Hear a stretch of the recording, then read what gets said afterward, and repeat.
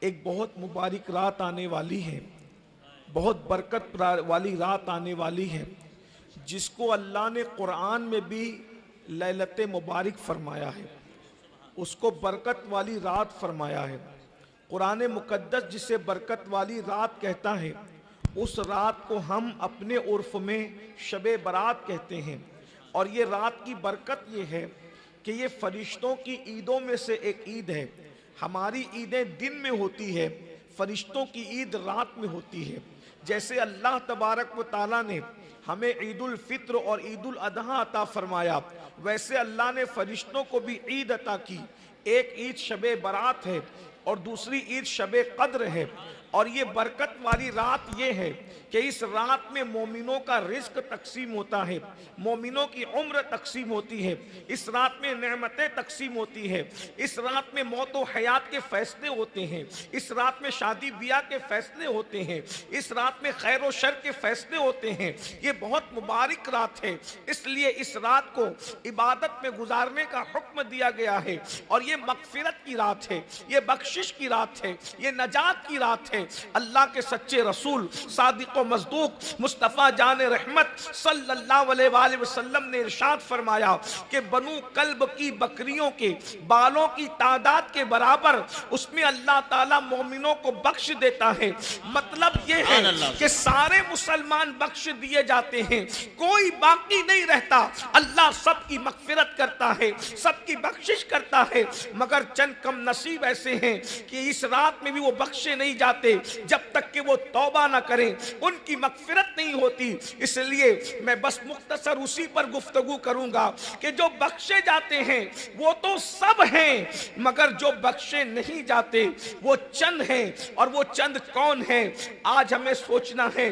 ہم شب برات کی تیاری کرتے ہیں، حلوے کے اعتبار سے شب برات کی تیاری کرتے ہیں، مسجدوں کو سجانے کے اعتبار سے شب برات کی تیاری کرتے ہیں، گھروں کے رنگ اور روغن کے اعتبار سے۔ یاد رکھنا، مسجدوں کو سجانے والوں، مسجد سجانے سے مغفرت نہیں ہوگی، گھروں کو سجانے والوں، گھروں کو سجانے سے مغفرت نہیں ہوگی۔ اللہ اکبر، قبرستان کو سجانے والوں، قبرستان کو سجانے سے مغفرت نہیں ہوتی۔ اللہ اکبر، اگر سجانا ہے تو پہلے اپنے دلوں کو سجاؤ، اپنے قلوب کو سجاؤ، اپنے دلوں کو پاک کرو۔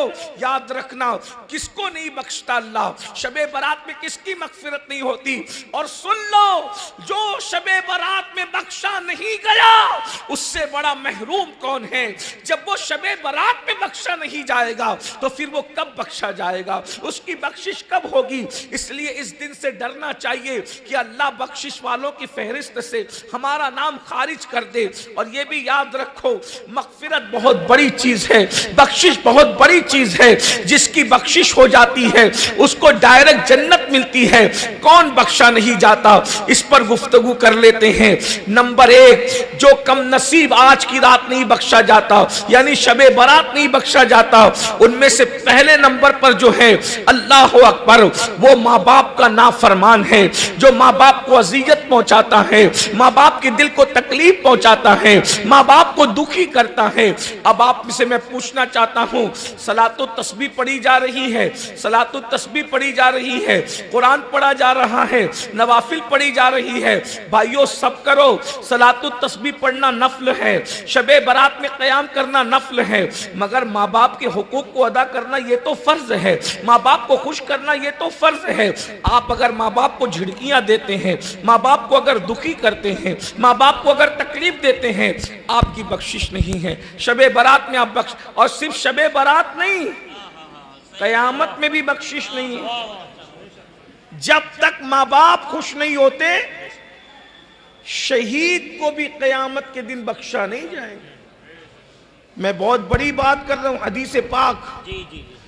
علامہ سید نعیم الدین مراد آبادی رحمت اللہ تعالی علیہ آپ کے قریب کے بزرگ ہیں، بہت علمی شخصیت۔ امام اہل سنت کے ترجمہ کنز الایمان پر آپ کا جو حاشیہ چھپا ہوا ہے تفسیر خزائن العرفان کے نام سے، اس میں انہوں نے ایک حدیث لکھی ہے، علامہ نعیم الدین مراد آبادی رحمت اللہ علیہ نے ایک حدیث لکھی ہے کہ اگر کوئی بندہ اللہ کی راہ میں لڑتے لڑتے شہید ہو جائے، آپ علماء سے پوچھئے کہ شہید بغیر حساب و کتاب جنت میں جاتا ہے، ادھر اس کے خون کا قطرہ زمین پہ گرتا ہے، ادھر اس کو جنت کی بشارت دی جاتی ہے۔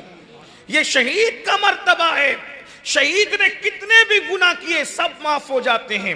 اللہ کی پناہ، استغفر اللہ، صرف سمجھانے کے لیے کہہ رہا ہوں، وہ بڑے سے بڑا پاپی ہو، بڑے سے بڑا مجرم ہو، لیکن اگر وہ شہید ہو گیا تو اللہ اب اس کے گناہ نہیں دیکھتا، صرف شہادت کی وجہ سے اللہ اسے جنت عطا کرتا ہے، بے حساب جنت عطا کرتا ہے۔ سبحان اللہ، سبحان اللہ، یہ شہید کا سبحان مرتبہ اللہ۔ ہے۔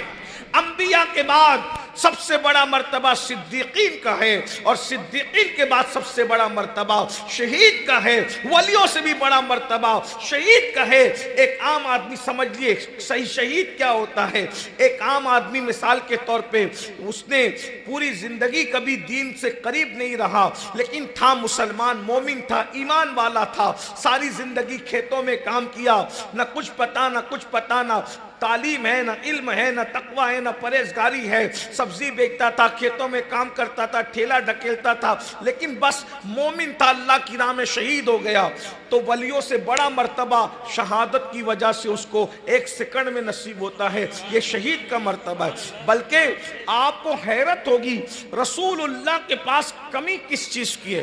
حضور نے کسی چیز کو طلب نہیں کیا اللہ کی بارگاہ میں، مگر حضور علیہ السلام نبوت ہے، رسالت ہے، انبیاء کی امامت ہے، اللہ اکبر، سارے انبیاء بیت المقدس میں ان کے پیچھے کھڑے ہیں، علم اتنا ہے، حسن اتنا ہے، تقوی اتنا ہے، مگر اس کے باوجود بھی حضور دعا کرتے ہیں، میری تمنا یہ ہے کہ میں اللہ کی راہ میں شہید کر دیا جاؤں۔ حضور تمنا کر رہے ہیں شہادت کی۔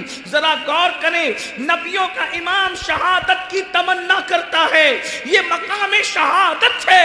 اللہ اکبر، شہید کے خون کا قطرہ زمین پہ گرتا ہے، پہلا قطرہ، اس کو اللہ کا دیدار نصیب ہوتا ہے، اور لوگ سمجھتے ہیں کہ شہید کے ٹکڑے کیے جا رہے ہیں، شہید کو زخمی کیا جا رہا ہے، شہید کو کھینچا جا رہا ہے، اس کا مسئلہ کیا جا رہا ہے، مگر میرے آقا فرماتے ہیں جب شہید اللہ کا دیدار کرتا ہے تو اس کو اتنی ہی تکلیف موت کے وقت ہوتی ہے جیسا کہ چونٹی کاٹتے وقت کسی کو تکلیف ہوتی ہے۔ اس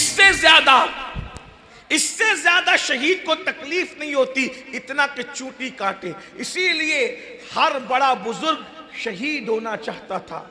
اب کتنا بیان کروں شہید کا مرتبہ، بس اتنا سمجھ لو کہ شہادت سے بڑی کوئی موت نہیں۔ قیامت کے دن سب کا حساب ہوگا، شہیدوں کا حساب نہیں ہوگا۔ شہیدوں کو بے حساب جنت عطا کیا جائے گا۔ اگر آپ شہید کا مرتبہ سمجھ چکے، اب سمجھو، اللہ کے رسول صلی اللہ علیہ وآلہ وسلم فرماتے ہیں اگر کوئی اللہ کی راہ میں شہید بھی ہو گیا اور اگر اس کے ماں باپ اس سے ناراض ہے یا دونوں میں سے کوئی ایک ناراض ہے تو شہید ہو کر بھی وہ جنت میں داخل نہیں کیا جائے گا۔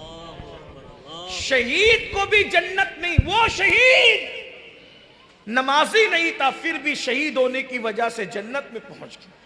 وہ شہید جو دین سے دور تھا پھر بھی صرف شہادت اس کو جنت تک لے گئی۔ وہ شہید جو دین اور مذہب کی معلومات نہیں رکھتا تھا، شہادت نے اس کو ولیوں سے بڑا مقام عطا کیا، ولیوں سے بڑا۔ وہ اولیاء جو مصلی پر راتیں گزارتے رہے، صرف شہادت نے ان ولیوں سے اس کو اور آگے کر دیا۔ یہ شہادت ہے، لیکن اللہ کے رسول کا فرمان سنو، اس کو سیریس لو۔ میری قوم کے جوان بچوں، میری قوم کی بیٹیوں، اپنے ماں باپ کو جھڑکیاں دیتے ہو، ماں باپ کو گالیاں دیتے ہو، ماں باپ کا دل دکھاتے ہو، ماں باپ سے منہ چلاتے ہو، دو بدو ماں باپ سے باتیں کرتے ہو، ماں باپ کا ادب نہیں کرتے، ماں باپ کا احترام نہیں کرتے۔ اللہ کے رسول کی یہ حدیث ہمارے ضمیر کو جھنجھوڑ دے، آگاہ ہو جاؤ، غور کرو۔ آقا فرماتے ہیں شہید ہو کر بھی اس کو جنت نہیں مل سکتی اگر اس نے اپنے ماں باپ کو ناراض کیا ہے، حتیٰ کہ وہ جنت سے اس وقت تک محروم رہے گا جب تک کہ اس کے ماں باپ کو وہ راضی نہ کر لے، مگر چونکہ شہید ہوا ہے تو وہ جہنم میں بھی نہیں جائے گا۔ جنت اور جہنم کے درمیان ایک مقام ہے جس کو آراف کہا جاتا ہے، وہ اس میں رکھا جائے گا۔ نہ وہاں جنت جیسی نعمتیں ہیں، نہ جہنم جیسا عذاب ہے، اور اس سے کہا جائے گا اگر جنت چاہتا ہے تو اپنے ماں باپ کو راضی کر لے، ماں باپ خوش ہوں گے تو تجھے جنت ملے گی، دوسری صورت میں اس کو جنت نہیں ملے گی۔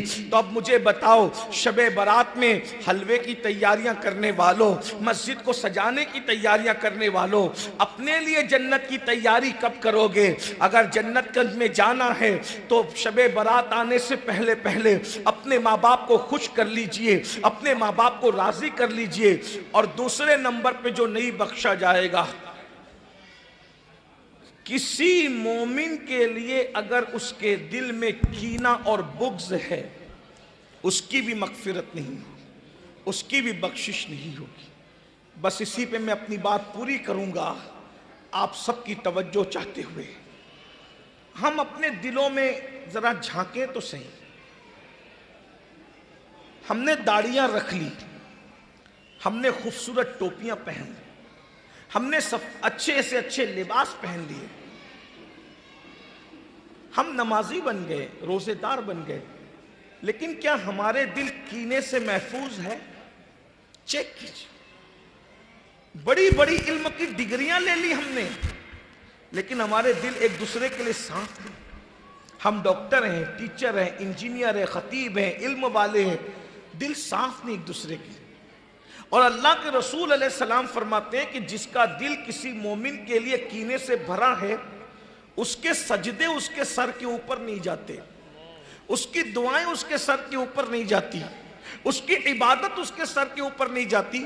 تھوڑی دیر چلیے یہ جلسہ چھوڑ دیجئے، سمجھ لیجئے کہ ہم کسی خانقاہ میں بیٹھے اللہ والے کی، اور ہم اپنے غوث پاک کا تصور کر کے، اپنے مرشدوں کا تصور کر کے سوچیں کہ کیا ہمارے دل واقعی پاک ہے، ہمارے دل صاف ہے؟ چیک کیجئے، اپنے سگے بھائی کے لیے بھی ہمارا دل پاک اور صاف نہیں، اپنے دوستوں کے لیے بھی ہمارا دل پاک اور صاف نہیں۔ ایک ساتھ چائے پیتے ہیں، کھانا کھاتے ہیں، سفر کرتے ہیں، گھومتے پھرتے ہیں، لیکن دوستوں کے لیے بھی ہمارے دل صاف نہیں، بھائیوں کے لیے بھی ہمارے دل صاف نہیں، بہنوں کے لیے بھی ہمارے دل پاک و صاف نہیں۔ اب آپ مجھے بتائیے کہ ہماری مغفرت کیسے ہوگی، ہماری بخشش کیسے ہوگی؟ اب مجھے بتائیں، چھوٹے چھوٹے اختلاف پر ہم ایک دوسرے پہ کیس کرتے ہیں، ایک دوسرے کو پھنسانے کی کوشش کرتے ہیں۔ کچھ لوگ تو ایسے، عورتیں اگر موجود ہیں ان کی توجہ چاہتا ہوں، اگر کسی کا کاروبار اچھا چل رہا ہے، کسی کی بیٹی کو اچھے رشتے آ رہے ہیں، کسی کو خوشی ہے، تو اس پہ جادو کرا دیا جاتا ہے، اس پہ سحر کرا دیا جاتا ہے تاکہ یہ بیمار پڑا رہے، یہ بیمار پڑی رہے، اس کو مصیبت آئے، میاں بیوی میں آپس میں اختلاف ہو جائے، جھگڑا ہو جائے، ماں باپ کی اولاد ماں باپ کی وفادار نہ رہے۔ یہ ساری چیزیں جو ہے وہ بغض کی وجہ سے ہے، حسد کی وجہ سے ہے۔ آپ کس کا کیا کر رہے ہو؟ ایک مومن کی یہ شان نہیں ہے کہ وہ کسی کے لیے دل میں بغض رکھے، کینہ رکھے۔ بہت معافی کے ساتھ نمازی بہت ہیں، لیکن نمازیں قبول نہیں ہو رہی ہے کیونکہ سینے میں کینہ ہے۔ بلکہ میں معافی کے ساتھ عرض کروں گا، مجھے معاف کریں، یہ بات میں کہوں گا، آپ برا نہیں مانیں۔ بعض امام تو ایسے ہیں کہ امام ہو کر بھی ان کے سینوں میں کینہ ہے، بعض مقتدی ایسے ہیں ان کے سینوں میں کینہ ہے۔ جب آگے والے کی قبول نہیں ہو رہی ہے تو پیچھے والے کی کیا قبول ہوگی؟ آپ تو بڑی بڑی ڈگریاں لے کر بیٹھے، ہر امام ایسا نہیں ہے، لیکن آپ تو بڑی بڑی ڈگریاں لے کے بیٹھے ہیں، بھائیوں سے آپ کی بات چیت بند ہے۔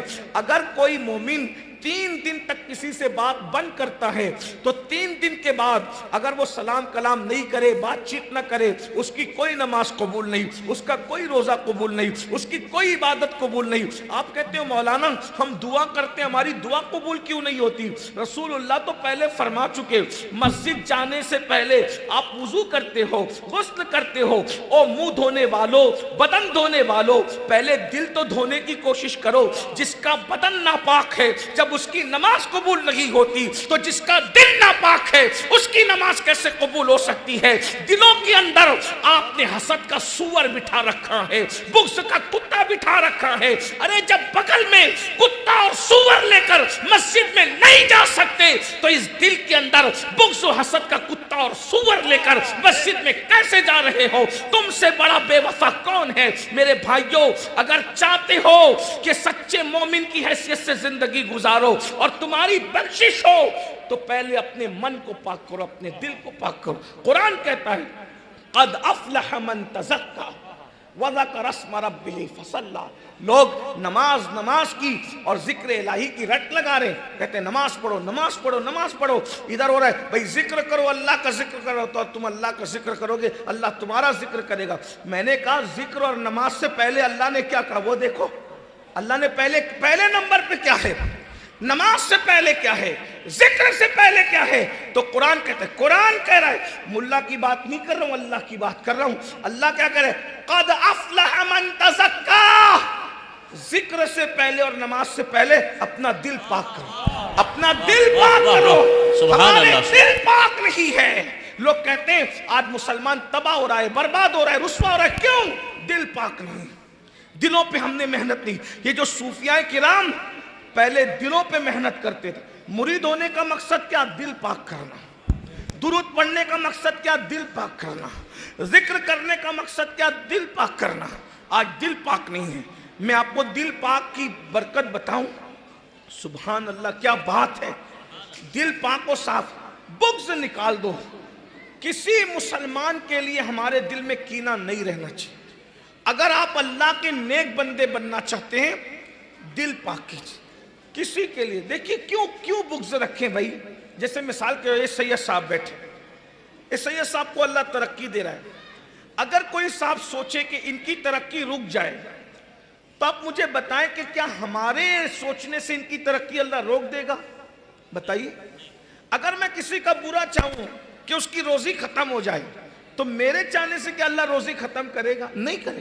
جب میرے چاہنے سے کچھ نہیں ہوگا تو میں کسی کا برا کیوں چاہوں؟ برا چاہنا چھوڑ دو، بھلا چاہو۔ میرے بھلا چاہنے سے بھی اس کا بھلا نہیں ہوگا لیکن فائدہ میرا ہوگا۔ کیوں؟ فرمایا گیا تم بندوں کا بھلا چاہو گے تو اللہ تمہارا بھلا چاہے گا۔ تو بندہ ہے، تیرا چاہا پورا ہو یا نہ ہو لیکن اللہ جس کا بھلا چاہے گا اس کا بھلا ہوگا۔ سبحان اللہ، سبحان نعرہ تکبیر، نعرہ رسالت، علماء اہل سنت، جشن دستار بندی، نعرہ تکبیر، نعرہ رسالت۔ ماشاءاللہ ماشاءاللہ۔ ایک دوسرے کا بھلا چاہو، کیونکہ دین کیا ہے؟ الدین النصیحہ، دین بھلا چاہنے کا نام۔ دین تم سمجھے نہیں ہو۔ گوشت مچھلی اور انڈا کھا کے مسلمان بننے والوں، گوشت مچھلی انڈے سے کوئی مسلمان نہیں ہوتا۔ جمعہ کی 2 رکعت پڑھنے سے کوئی سچا مسلمان نہیں ہوتا۔ مسلمان کیا ہے؟ الدین النصیحہ، دین بھلا چاہنے کا نام۔ بلکہ کتنا بھلا چاہنے کا نام دین ہے کہ اللہ کے رسول علیہ السلام فرماتے ہیں اگر رستے میں کوئی چیز تکلیف دینے والی ہے اس کو ہٹا دو تاکہ تمہارے بعد آنے والے کو ٹھوکر نہ لگے۔ بعد آنے والے کو تم پہچانتے نہیں ہو، اس کا نسب کیا ہے، اس کا مسلک کیا ہے، اس کا مذہب کیا ہے، لیکن تمہارا دین کہتا ہے جس رستے سے تم گزر رہے ہو کانٹے بچھانے کی بجائے ہٹا دو تاکہ دوسروں کے لیے رستہ صاف ہو جائے۔ کیوں؟ تم نے کسی کے لیے رستے میں تکلیف دینے والی چیز کو ہٹا دیا، اللہ تمہارے لیے جنت کے راستے کو آسان کر دے۔ غور فرمائیے، آپ اصلاح معاشرہ کی محفل میں بیٹھے ہو، اللہ کرے میری یہ بات، میں تو کوئی مقرر آدمی نہیں، ٹوٹے پھوٹے جملے میرے ہیں، لیکن میں اللہ کرے یہ میری بات آپ کے دل میں اتر جائے۔ اگر آپ اصلاح معاشرہ کے متعلق یہ سوچ کے آئیں کہ میں آپ کے سامنے وہ بات کروں جو آپ سن چکے، تو میری گزارش ہے کہ یہ بہت اہم، بلکہ میں ایک سوچ رہا ہوں کہ یہ جلسہ کرنے والوں کے خلوص کی برکت ہے کہ میری زبان پہ اللہ نے یہ عنوان جاری کیا۔ یہ عنوان بہت قیمتی، جنتی بن جاؤ گے اگر دل صاف کر لو۔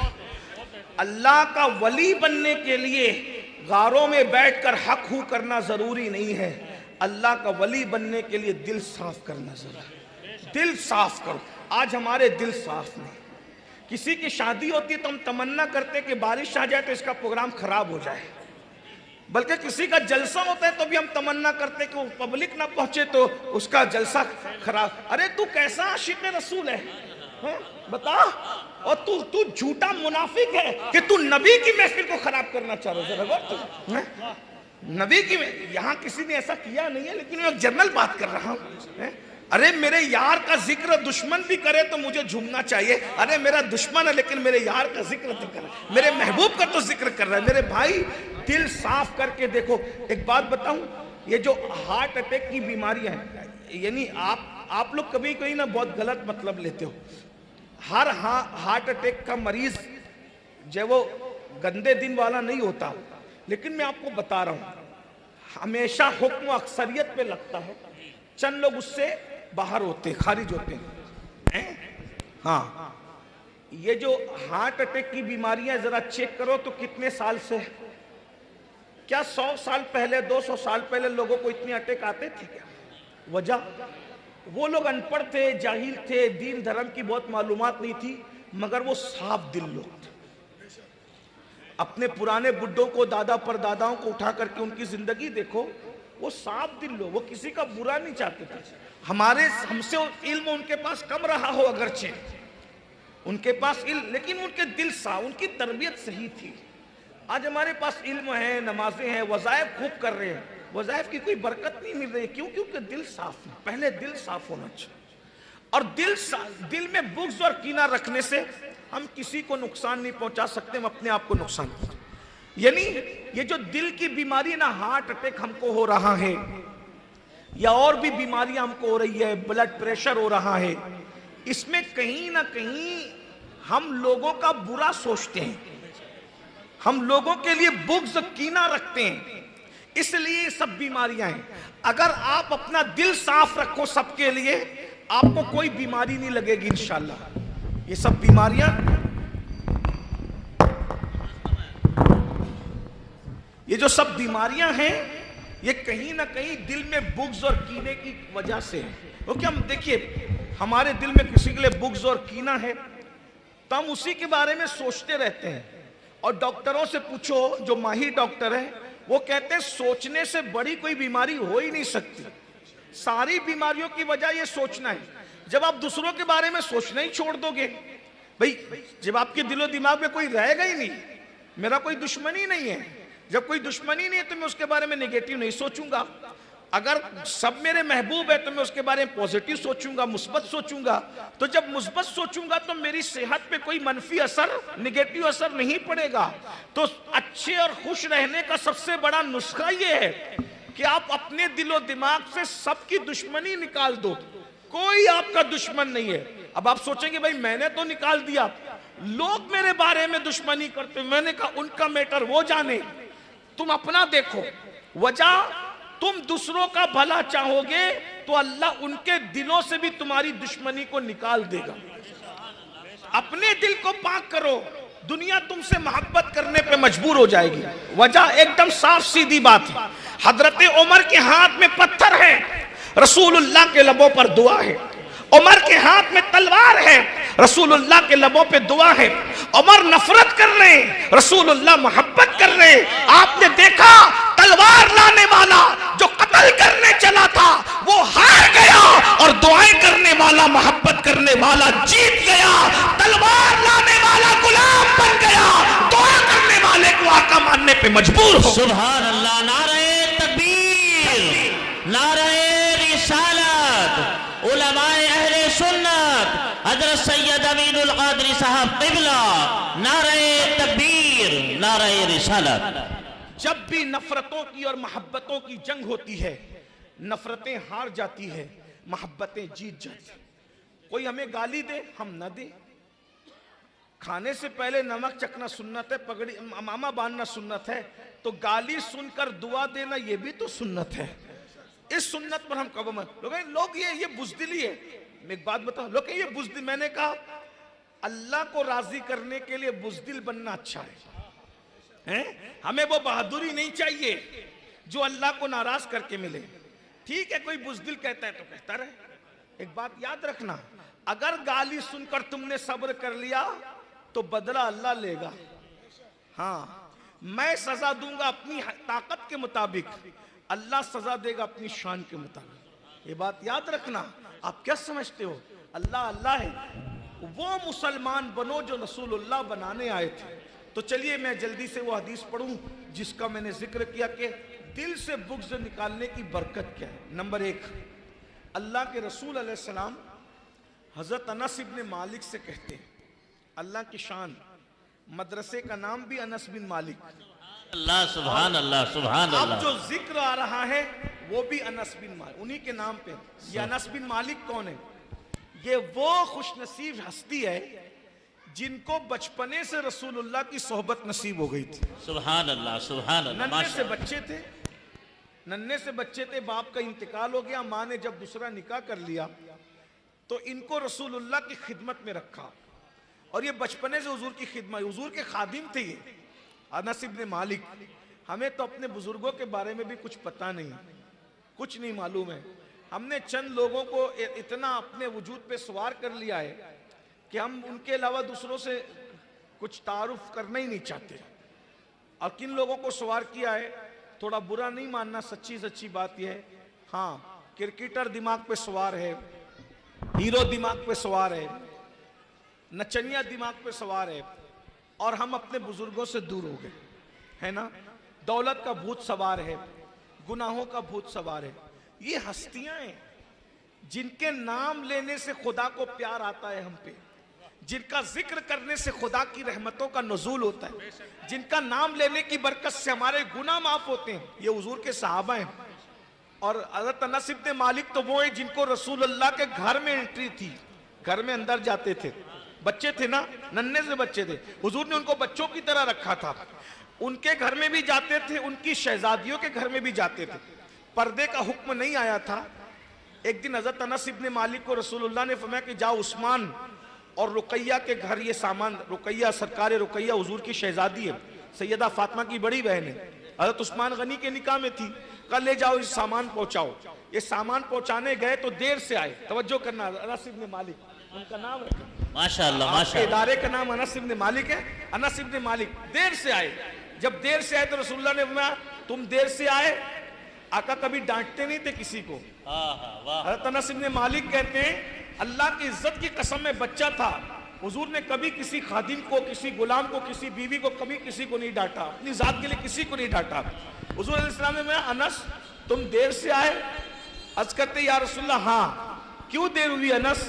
کہ یا رسول اللہ عثمان اور رقیہ دونوں بیٹھ کر کے ہنسی کی باتیں کر رہے تھے، تو وہ دونوں اتنے خوبصورت ہیں، میں دونوں کو حیرت سے دیکھتا رہا تو میں لیٹ ہو گیا، ماشاءاللہ ماشاءاللہ۔ کیونکہ حضرت عثمان بھی بڑے خوبصورت تھے، اور حضرت رقیہ تو حضور کی شہزادی تھی، تیری نسل پاک میں ہے بچہ واہ واہ واہ۔ تو میرے آقا علیہ السلام کو جب کہا یا رسول اللہ عثمان اور رقیہ دونوں کو میں دیکھتا ہی رہ، بچے تھے، پردے کا حکم بھی نہیں آیا تھا، میں دونوں کو دیکھتا ہی رہ گیا۔ بچوں کو بڑی دلچسپی ہوتی ہے نا ہر معاملے میں، میں دیکھتا رہ گیا، اس میں مجھے وقت پتہ نہیں چلا کہ تاخیر ہو گئی۔ آقا نے فرمایا انس کیا دنیا میں اس سے خوبصورت جوڑا بھی تو نے دیکھا ہے؟ دنیا کا سب سے خوبصورت جوڑا اگر ہے وہ عثمان اور رقیہ کا جوڑا ہے۔ سبحان اللہ سبحان اللہ سبحان اللہ۔ تو میرے آقا علیہ السلام نے اے انس ادھر آ، سرکار نے حضرت انس کو انس ادھر آ، تو یہ بتا کہ تو نے صبح کس حال میں کی، تو نے کس حال میں صبح کی؟ حضرت انس بن مالک نے کہا یا رسول اللہ میں نے صبح اس حال میں کی کہ میرے دل میں کسی مومن کے لیے کینہ نہیں ہے۔ یہ وظائف کی جان بتا رہا ہوں میں آپ کے سامنے آج، شب برات کی برکت سے اس پر عمل کر کے دیکھو، سکون کی نیند آئے گی۔ اگر آپ بلڈ پریشر کی گولی لیتے ہیں انشاءاللہ وہ گولی چھوٹ جائے گی، اگر آپ نیند کی گولی لیتے ہیں نیند کی گولی چھوٹ جائے گی۔ میں صحیح کہہ رہا ہوں آپ کو۔ سارا بڑا مسئلہ یہ کہ ہم سب بن گئے، وہ مومن نہیں بنے جو حضور بنانے آئے تھے۔ وہ مومن بن کے دیکھیے، آپ کو ریت پہ بھی نیند آئے گی، آپ کو دھوپ میں بھی نیند آئے گی، آپ کو نرم گدوں کی ضرورت نہیں پڑے گی۔ مسئلہ یہ ہے کھاتے اپنی کمائی کا ہے تو میں دوسروں کی لگے رہتے ہیں، کھاتے اپنی کمائی کا ہے دوسروں کے ٹینشن پالتے رہتے ہیں۔ یہ سب دل سے نکالو، دل میں اللہ کو بساؤ، اللہ کے رسول کو بساؤ، سب کو باہر کرو۔ حضرت رابعہ بصری کسی نے پوچھا رابعہ، توجہ کرنا، رابعہ تو اللہ کی اتنی عبادت کرتی ہے, شیطان تجھے بہت ستاتا ہوگا. رابعہ نے ہنس کے کہا مجھے یار کی یاری سے فرصت نہیں ملتی, میں دشمن کے لیے ٹائم کہاں سے لاؤں, میرے پاس ٹائم ہی نہیں, کیا بات ہے, واہ میرے واہ کیا بات. پاس دشمنی کرنے کے لیے ٹائم ہی نہیں ہے, کیونکہ میرا یار اتنا بڑا ہے کہ پورا وقت مجھے یار کے ذکر میں گزر جاتا ہے, کم پڑتا ہے. ارے اللہ کا محبوب ہمارا یار ہے, ہم ان کے غلام ہیں, اتنا عظیم یار اللہ نے عطا فرمایا ہے, ان کا ذکر کرتے کرتے زندگیاں ختم ہو جائے گی مگر ان کے اوصاف کا ایک چیپٹر بھی پورا نہ ہوگا, زندگیاں ختم ہوگی اور قلم ٹوٹ کے تیرے اوصاف کا ایک باب بھی پورا نہ ہوا, کہہ لے گی سب کچھ ان کے. ثنا خاں کی خاموشی چپ ہو رہا یہ کہہ کے میں کیا کیا کہوں تجھے, لیکن رضا نے ختم و سکون اس پہ کر دیا, خالق کا بندہ خلق کا آقا کہوں تجھے. نعرہ تکبیر, ارے زور سے کہو بھائی, نعرہ تکبیر, نعرہ رسالت, نعرہ رسالت, علماء اہل سنت, ماشاءاللہ ماشاءاللہ. ہمارے پاس ٹائم ہی نہیں بھائی, کسی لیڈر کی برائی کریں, کسی مولانا کی برائی کریں, کسی ڈاکٹر کی برائی کریں, ہمارے لیے کیا, ہمارا یار اتنا بڑا ہے, ان کی زلف کا ذکر کریں تو زندگی ختم ہو جائے, زلف کے اوصاف ختم ہیں. اگر آپ اعلیٰ حضرت کا نام سنتے ہیں تو بتاؤں اعلیٰ حضرت نبی کی زلفوں کو کیسے بیان کرتے ہیں. محبوب ہمارا محبوب ہے, ایک بات پہ پوری زندگی ختم ہو جائے. کیسا محبوب, کہتے ہیں بزم ثنائے زلف میں, یہ امام احمد رضا ہے, نبی کی زلفیں کیسے کہتے ہیں, بزم ثنائے زلف میں میری عروس فکر کو ساری بہار حشت خلد چھوٹا سا عطر دان ہے. مطلب کیا ہے, کہتے ہیں کہ کوئی جلسہ ہو, سن لیں, کوئی جلسہ ہو اور اس میں عنوان ہو نبی کی زلفوں کی خوشبو. کیا عنوان ہو, نبی کی زلفوں کی خوشبو. کیا ہے ذرا میں بھی عرض کروں, میرے نبی کی زلفوں کی خوشبو سے زمینیں بھی مہک رہی ہے اور عرش بھی مہک رہا ہے. کہاں کھولے ہیں گیسو یار نے, خوشبو کہاں تک ہے, سبحان اللہ. لیکن اعلیٰ حضرت, پھر اعلیٰ حضرت کیا کہہ رہے ہیں کہ نبی کی زلفوں کی خوشبو کا ٹاپک ہو اور جلسہ ہو, اور مقرر کون ہو, بیان کرنے والا احمد رضا. یہ ٹاپک کس کو ملے, احمد رضا کو. جلسہ کون سا ہو, نبی کی زلفوں کی خوشبو. تو اب میں بیان کرنے, آلات کہتے ہیں اب میں بیان کرنے بیٹھوں گا تو نبی کی خوشبو میں کیا بیان کروں گا, تو کہتے ہیں جب میں نبی کی زلفوں کی خوشبو بیان کرنے بیٹھوں تو میری فکر, بھئی فکر جب دماغ میں آتی ہے تو دل میں آتی ہے, دل میں آتی ہے تو زبان پہ آتی ہے. تو کہتے ہیں کہ وہ عنوان اور ٹاپک کی فکر جب میرے دماغ میں آئے گی تو جو اس کی فکر کی جو میری دلہن ہے, دماغ میں جو فکر و خیالات اور تصورات کی جو دلہن ہے, اس کے سامنے اب میں کیسے بیان کروں گا نبی کی زلفوں کی خوشبو کو. تو میں کہوں گا ارے میرے نبی کی زلفوں کی خوشبو کتنی زیادہ ہے, تو کہا 8 جنت کی خوشبو سمیٹ لو. توجہ ہے, ہاں, 8 جنت کی خوشبو کو سمیٹ لو اور سمیٹ کر نبی کی زلفوں کے سامنے رکھو. تو نبی کی زلفوں کے سامنے 8 جنت کی خوشبو کیا حیثیت رکھتی ہے, کہتے ہیں چھوٹی سی عطر کی ڈبیا ہوتی ہے, ڈبیا, تو وہ میرے نبی کی زلفوں کی خوشبو کے سامنے 8 جنتوں کی خوشبو ایک عطر کی چھوٹی سی ڈبیا کے برابر ہے. اب مجھے بتائیں, جب جنت کی 8 جنت کی خوشبو عطر کی چھوٹی سی ڈبیا کے برابر ہے, جب ڈبیا کی خوشبو کا عالم یہ ہے کہ 500 سال سے جو ہے وہ جنت کی خوشبو آتی ہے, جب جنت کی خوشبو جو چھوٹی سی ڈبیا ہے نبی کی زلفوں کی خوشبو کے سامنے, جب اس خوشبو کا یہ عالم ہے تو مصطفیٰ جان رحمت کی خوشبوؤں کا عالم کیا ہو. سبحان اللہ, سبحان اللہ. نبی کی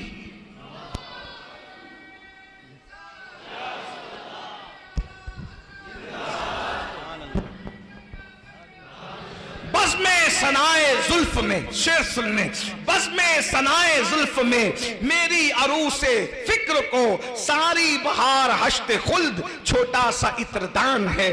یہ نبی کی شان اتنی بڑی ہے, وہی بولتے بولتے مر جاؤ گے نا، زندگی ختم. کیوں کسی کا پہ ڈسکس کرتے ہیں؟ اور کوئی چھیڑے وہ چھوڑ یار، اتنا کون اہم ہے؟ نبی سے زیادہ کوئی اہم ہے؟ اور کیوں اس کے میں لگے رہتے ہو؟ تو بات چلے ختم کرتے ہیں کہ کیا میرے آقا فرماتے ہیں اے انس تم نے صبح کس حال میں کی؟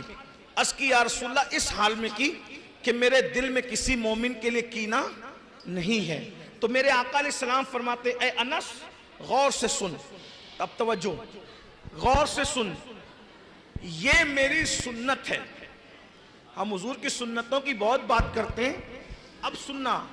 آقا فرماتے ہیں یہ میری سنت ہے کہ تیرے دل میں کسی مومن کے لیے کینہ نہ ہو. اب سنیے، یہ میری بہنوں کی خاص توجہ، دیورانی سے نہیں جمتی، جٹھانی سے نہیں جمتی، اس سے نہیں جمتی، عورتوں کی بہت کم لوگوں سے جمتی ہے، بلکہ ان کی تو شوہر سے بھی کبھی کبھی نہیں جمتی. ایسے مت کرو، اپنے دل کو محبت والا رکھو، پیار والا.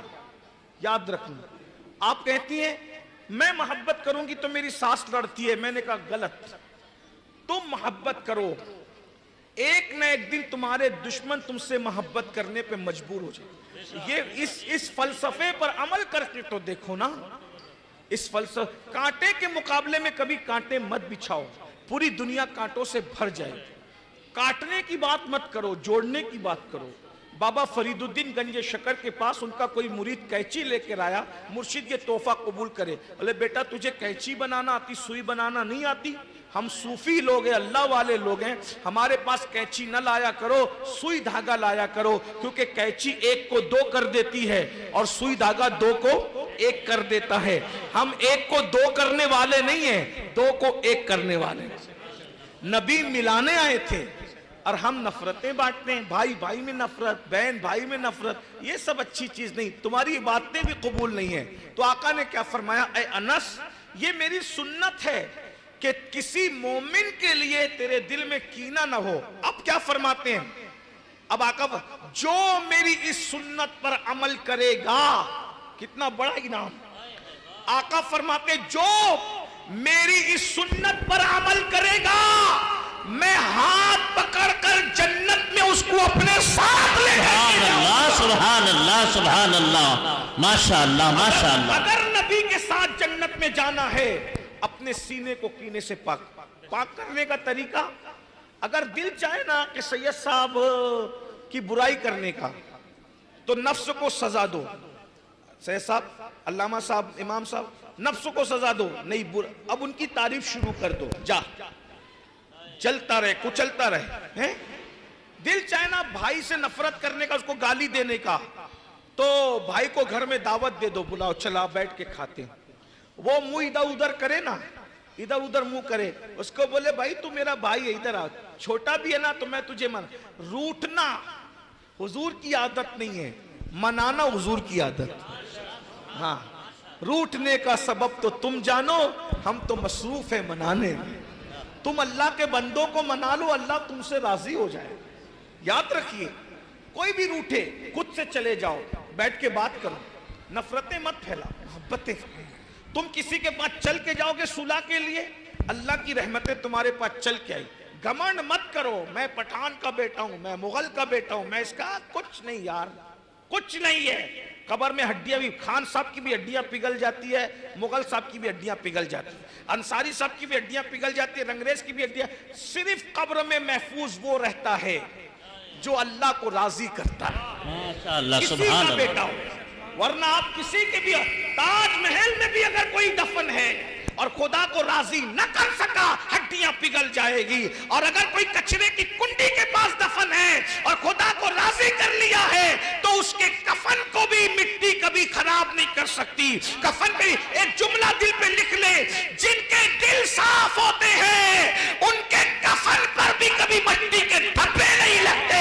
اگر چاہتے ہو کہ قبر میں تمہارے کفن صاف رہے تو دنیا میں اپنے دلوں کو صاف رکھو. تم دنیا میں اپنے دلوں کو صاف رکھو گے، اللہ تمہارے کفن کو بھی مٹی سے میلا ہونے سے محفوظ. سبحان اللہ زمین میلی نہیں ہوتی، سمن میلا نہیں ہوتا، محمد کے غلاموں کا کفن میلا نہیں ہوتا. سبحان اللہ سبحان اللہ. نعرہ تکبیر، نعرہ رسالت. علماء सुन्नत मसलक आला हजरत जश्न दस्तार बंदी। आका इरशाद फरमाते हैं, जो किसी मोमिन के लिए दिल में कीना ना रखे, मैं उसको अपने साथ जन्नत में ले जाऊंगा और वो मेरे साथ जन्नत में रहेगा। हुजूर कहते हैं, मन अहब्ब सुन्नती फक़द अहब्बनी व मन अहब्बनी काना माइया फिल जन्ना, कि जो इसने मेरी सुन्नत से मोहब्बत की वो जन्नत में मेरे साथ होगा। एक हदीस जो पढ़ने लगा था वो पढ़ के बात पूरी करूं। हुजूर अलैहिस्सलाम की महफिल सजी है, आका अलैहिस्सलाम की महफिल सजी है, सब जन्नत में जाना चाहते हैं। मेरे आका अलैहिस्सलाम ने फरमाया, ऐ मेरे सहाबा, क्या तुम किसी जन्नती की ज़ियारत करना चाहते हो? किसी जन्नती को देखना है? साहबा ने कहा, जी या रसूल अल्लाह, देखना है। अब जन्नत में कौन जाएगा, ये इल्मे गैब है कि नहीं भाई? बोलो भाई, है कि नहीं इल्मे गैब? बोलो भाई, है कि नहीं इल्मे गैब? है। अब आका फरमा रहे कि जन्नती की ज़ियारत में तुम्हें करा दूं, इसका मतलब नबी इल्मे गैब। बोलो भाई, इल्मे गैब। अरे जो जन्नत को जानता हो इससे बड़ा गैब क्या है?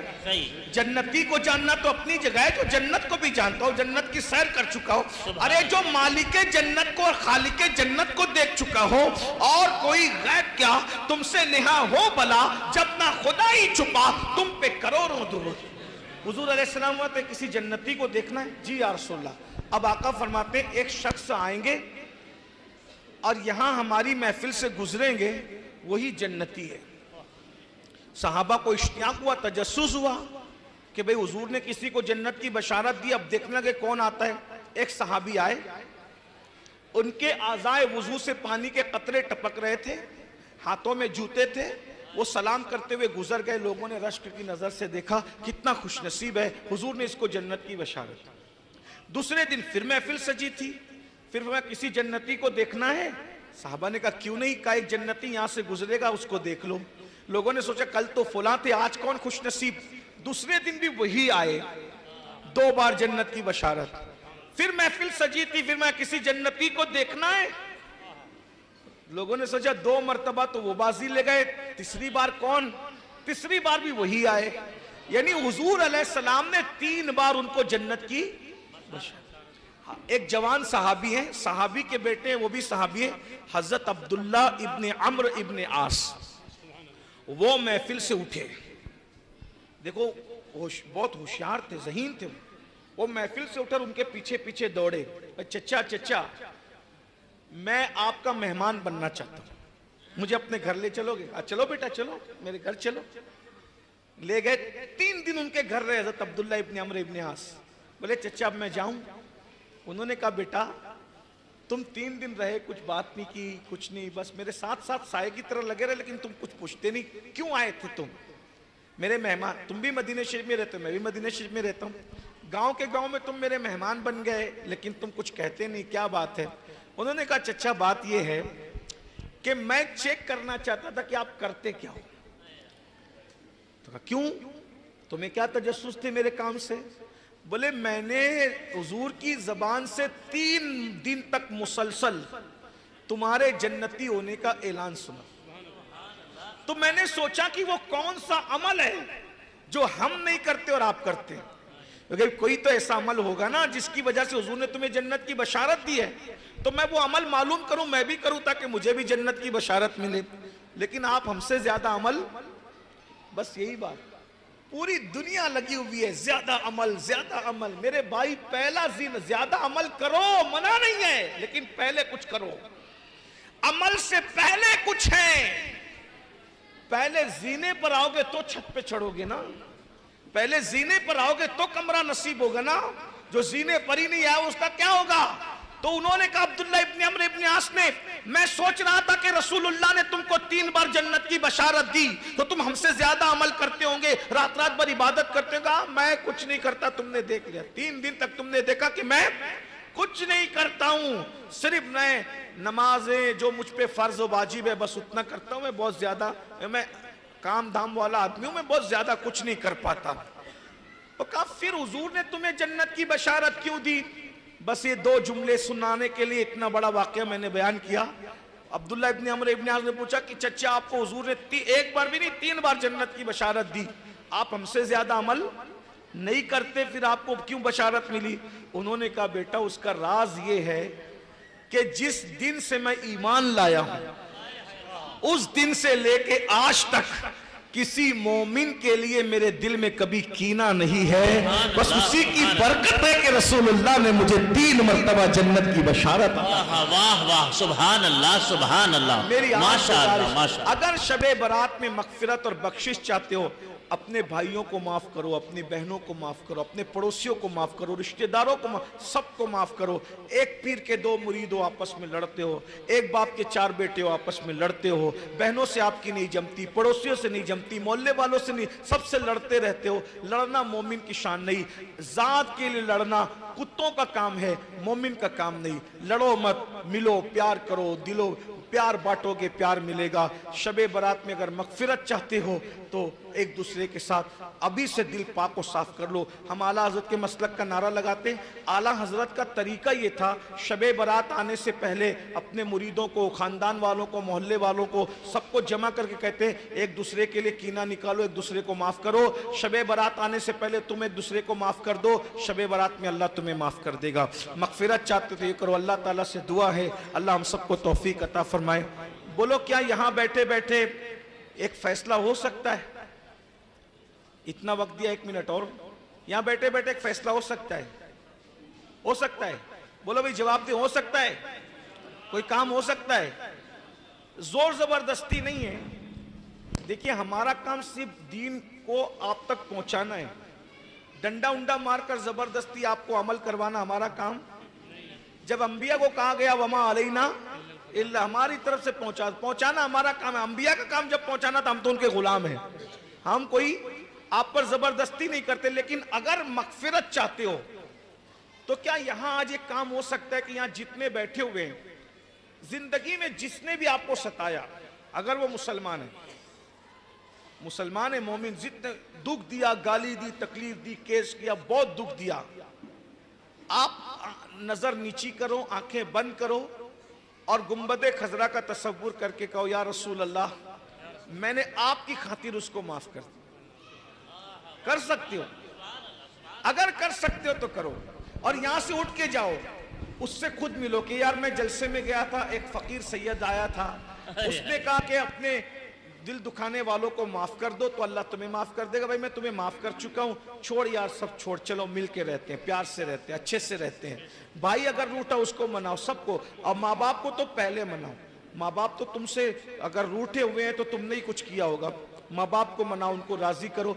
फिर देखो आपकी जिंदगी बहारों की तरह गुजरेगी, फूलों की तरह गुजरेगी। जिंदगी में आपको कोई कांटा भी नहीं। एक बात बताओ, तुम अपने दिल में से सबके लिए कीना निकाल दो, इंशाल्लाह तुम्हें कभी कांटा भी नहीं चुभेगा, तुम्हें कभी ठोकर भी नहीं। ये करके दे, बहुत बड़ा अमल है ये बहुत बड़ा अमल है। आप इस अमल की बरकत को जानिए।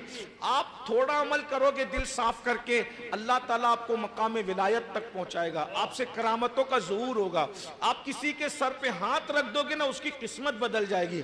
ये वली लोग जो है ना, इनका सबसे बड़ा कारनामा यह है कि वली लोग अपना दिल साफ करते हैं। जितनी इबादतें करते थे दिल साफ करने के लिए, बस हमने इस पे मेहनत करना छोड़ दिया है। लोग बाथरूम इतना साफ रखते हैं आजकल, मुझे हंसी आती है। अच्छी बात है, साफ रखना चाहिए। जिस बाथरूम में पाखाना करना है उस पे खुशबू मार मार के उसको सजाते हो, और जो दिल अल्लाह देखता है, इसमें अल्लाह के अनवार आने वाले हैं, इसको पाखाने से ज्यादा बदबूदार किया। जिसपे खुदा की नजर है, अनवार बरसने वाले हैं, उसको पाखाने से ज्यादा नापाक और गंदा कर दिया। और जिसपे पाखाना करना है उसको खूब चमका रहे हो। अरे भाई उसको चमका रहे हो, जरा इसको भी चमकाओ। ये चमकेगा तो ये चमकेगा, और ये चमकेगा ना तो फिर तुम्हें जो देखेगा उसको खुदा याद आ जाएगा। और जिसको देख के खुदा याद आता हो, फिर सुभान अल्लाह, वो अल्लाह वाला होता है। मैं तो सबसे गुनहगार आदमी, मैं अल्लाह की बारगाह में दुआ करता हूँ, अल्लाह पहले मुझे अमल की। अल्लाह अकबर, अल्लाह अल्लाह अल्लाह अकबर, अल्लाह अकबर। देखिए ऐसा है कि अल्लामा अरुण साहब एक उन्वान की फरमाइश कर रहे हैं। मैं यकीन जानिए कि कहीं भी उन्वान का मैं मंसूबा लेकर के नहीं जाता हूं, और वो कह रहे हैं कि रात में जो तकरीर की थी अभी कर दें, मैं कर दूंगा आपके कहने पर। मगर बात यह है कि मैं कोई तकरीर याद करके नहीं जाता हूं, तो आप जो कहेंगे मैं उसको दोहरा तो दूंगा, لیکن جو آپ نے کل سنا ہے میں اس کو لفظ بلفظ نہیں دہرا پاؤں گا، کیونکہ میں نے کبھی تقریر یاد نہیں کی ہے، میرا اللہ جانتا ہے کبھی تقریر یاد نہیں کی ہے، میں پڑھتا رہتا ہوں، مطالعہ کرتا رہتا ہوں، اور اس کے بعد پھر جب بیٹھتا ہوں بیان کرنے تو میرے ذہن میں جو آتا ہے میں بولتا رہتا ہوں۔ اگر ابھی یہ تقریر میں نے آج کی ہے، آپ مجھے کہیں رات میں کر دیں، میں لفظ بلفظ اس کو نہیں کر پاؤں گا۔ تو بہرحال آپ کا حکم ہے، ہاں تو میں آپ کا حکم ہے تو میں چند جملے 5 منٹ اور بول دیتا ہوں۔ تو یہ جو دل کی صفائی کا میں نے ذکر کیا، یہ ماں باپ کے حقوق کا جو ذکر کیا، شب برات کا جو ذکر کیا، اب یہ سب ہمیں کیوں پتہ نہیں؟ بھئی اگر بندے کو علم ہو تو وہ کیوں کینہ رکھے گا، کیوں بغض رکھے گا، کیوں عداوت رکھے گا؟ ہمارے پاس علم نہیں ہے، ایجوکیشن نہیں ہے، اور یہی علم کی اشاعت کے لیے دارالعلوم اور مدرسے قائم کیے جاتے ہیں۔ اور یہ مدرسے کیا ہیں؟ اللہ کے رسول فرماتے ہیں العلم حیات الاسلام و عماد الدین، کہ علم اسلام کی زندگی ہے اور دین کا ستون ہے۔ دین جو قائم ہے اور زندہ ہے وہ علم کی وجہ سے، اور علم جو زندہ ہے وہ علماء اور مدرسوں کی وجہ سے۔ تو اگر ہم اپنے دین کو زندہ دیکھنا چاہتے ہیں، مذہب کو زندہ دیکھنا چاہتے ہیں، علم پہ محنت کرو، علم کو پرموٹ کرو، اور جب ہم علم کو پرموٹ کریں گے اور مضبوط کریں گے تو یاد رکھیے مدرسوں کو مضبوط کرنا ضروری ہے۔ حضرت نے حکم دیا تو میں ایک روایت پڑھتا ہوں، آپ کو شاید آپ نے سنا ہو کبھی۔ قرآن کی ایک ایک آیت کی 70 ہزار تفاسیر ہے۔ اللہ قرآن کی ایک آیت کا ایک معنی بہت معنی ہے۔ جب غالب اور اقبال کے اشعار کے اتنے معنی ہے، مخلوق کے کلام میں جب اتنے معنی ہے تو خالق کے کلام میں کتنے معنی ہوں گے؟ بغیر کنارے کا سمندر ہے۔ بلکہ بزرگوں نے فرمایا قرآن کا نزول بند ہوا ہے، قرآن کے معنی کا نزول آج بھی علماء کے دل پہ ہو رہا ہے۔ جن کے دل صاف ہیں ہر دن نیا معنی ان کے دل پہ اترتا ہے، قرآن کا نیا معنی اترتا ہے۔ تو قرآن مقدس کی ایک آیت ہے سورہ نبا کی آخری آیت، وَيَقُولُ الْكَافِرُ يَا لَيْتَنِي كُنْتُ تُرَابًا، وَيَقُولُ الْكَافِرُ يَا لَيْتَنِي كُنْتُ تُرَابًا، کہ قیامت کے دن کافر تمنا کریں گے اللہ کا عذاب دیکھ کر کہ کاش ہم مٹی ہو جائیں۔ کیا تمنا کریں گے؟ کاش ہم مٹی ہو جائیں۔ تراب کا مطلب ہوتا ہے مٹی کے۔ ایک معنی تو یہ ہے بالکل واضح ہے، لیکن ہمارے مرشد تارک السلطنت غوث العالم محبوب یزدانی سیدنا مخدوم اشرف جہانگیر سمنانی رضی اللہ تعالیٰ اپنے ملفوظات لطائف اشرفی میں اس کا ایک معنی اور بیان کرتے ہیں۔ وہ کیا بیان کرتے ہیں سنیے۔ کہتے ہیں کہ تراب نام کا ایک کافر تھا، تراب نام کا ایک کافر تھا، جب قیامت کے دن اس کافر کو اللہ کہے گا تو جنت میں جا، تراب نام کے کافر کو اللہ کہے گا تو جنت میں جا، تو اس دن کافر کہیں گے کہ کاش ہم بھی تراب ہوتے۔ بھئی وہ تراب بننے کی تمنا کیوں کریں گے؟ ایک تو معنی یہ ہوا کہ مٹی ہو جائیں، لیکن ایک معنی کیا ہے؟ مخدوم صاحب فرما، کوئی معمولی آدمی نہیں مخدوم صاحب، کیا کہہ رہے ہیں؟ کافر تمنا کریں گے کہ ہم بھی تراب ہوتے، کیونکہ تراب بھی تو کافر تھا۔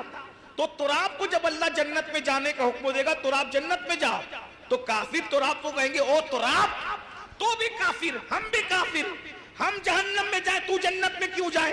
تو تراب کہے گا میں کافر تھا، کافر ہوں نہیں۔